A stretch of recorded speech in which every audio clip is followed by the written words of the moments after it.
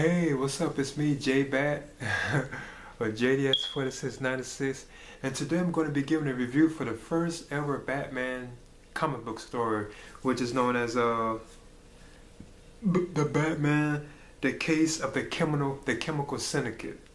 Now, this is the first Batman story that was ever like created or written, by like Bob Kane, and I think who's the other one?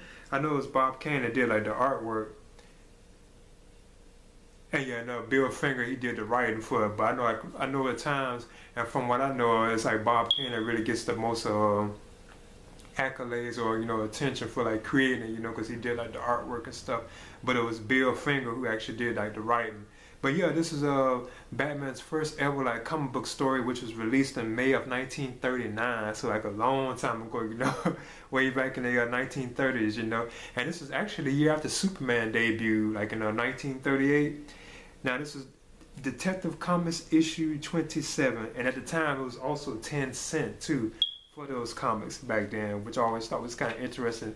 Imagine that a comic book that was 10 cent. But towards the era when I was actually reading them, I thought it was kind of like around like when I started reading it was like in a dollar, I think like a dollar or something. But yeah, back then you could tell that comic books were only 10 cent at the time. But yeah, okay, like this story right here is about it's the first ever like Batman story that was ever told.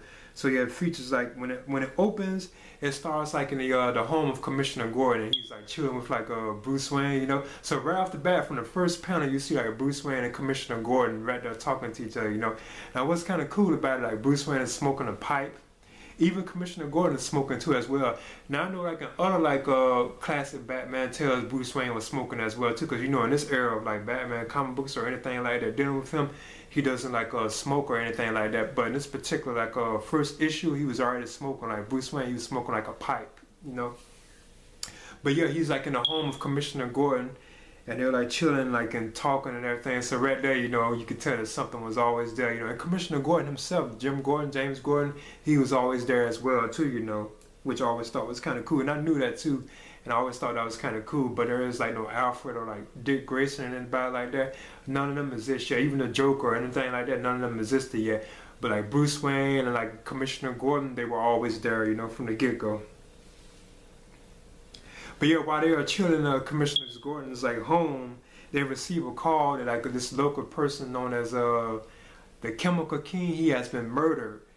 And off the bat, there's already like suspicions that his son had actually murdered him. So like Gordon, he decides to leave his home with Bruce Wayne to go investigate the scene of the crime.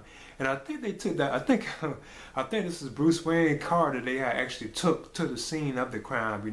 Where the Chemical King was murdered. They took his car, because I know later on in the story, it is revealed that Gordon himself also has his own car too as well. Yeah, because the same car that they actually went in, you see Batman driving it later on in the story. But yeah, I thought this was pretty cool. So basically, this turns out that Batman has to find out who killed the Chemical King. And it turns out that it wasn't the Chemical King's son, or somebody else in the end. I'm not going to spoil it for people who have never read it. Now the story it is like it's very violent too. You could tell at the time that the that's how I could tell now when I look back at it. I can kind of tell that like I can kind of see how like the Batman comic books, even like I guess Superman was like that too as well. You could tell that they were more aimed towards like a more like mature crowd. Cause this tale, you can tell that it really wasn't like for like church or anything like that. It was much more for like a mature audience. Cause it's like people getting killed in it. I think there's like 2 deaths right at the beginning, like with people being shot and stuff, or like stabbed with knives and stuff. So right there, that it was already like violent from the get-go. So you could tell right there that it was like this is more strictly for like a mature audience. So I could tell right there that Batman probably was getting hit with those kind of things back then. Cause I know they even introduced like the comics code or something like that. I think during the 50s, because the comics were getting violent or something like that. But yeah, that was like I thought this was a good story, and this is the first ever like Batman story that was ever created, from Detective Comics issue 27, number 27.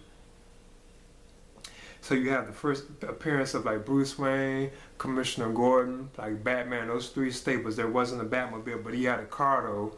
Batman, he did have a car, but it wasn't like the Batmobile, And the look of him was cool too as well. He didn't use any batarangs or anything like that.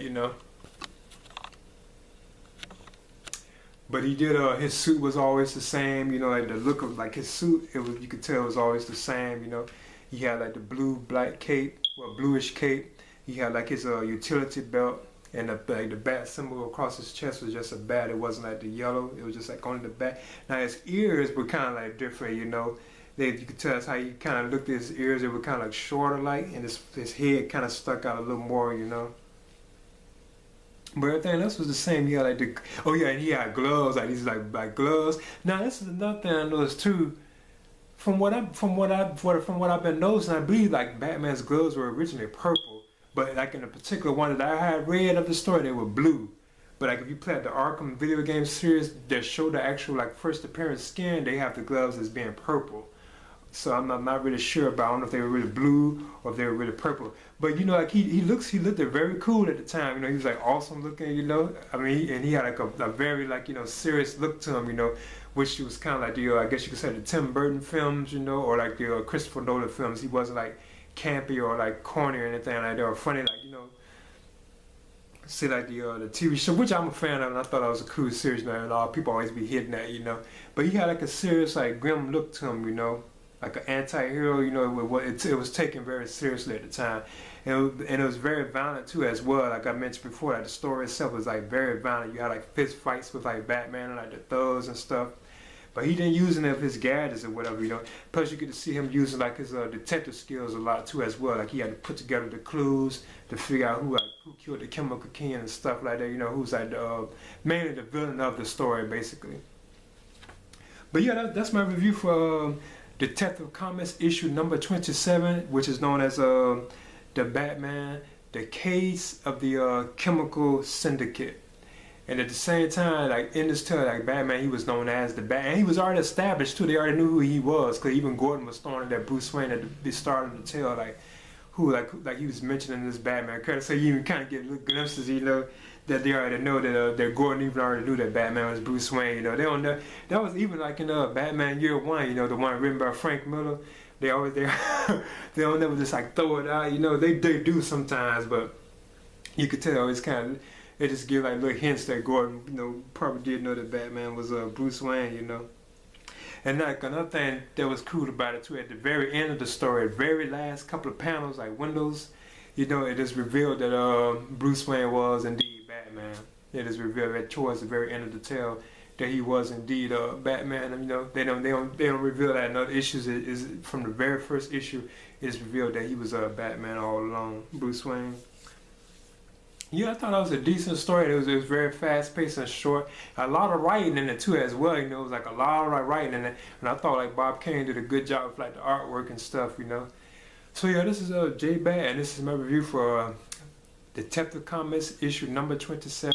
And this gave us the first appearance of Batman in comic books, his first appearance, and this is released in May of 1939. And the story is actually known as The Case of the Chemical Syndicate. And this is a JDS 4696 or J-Bat.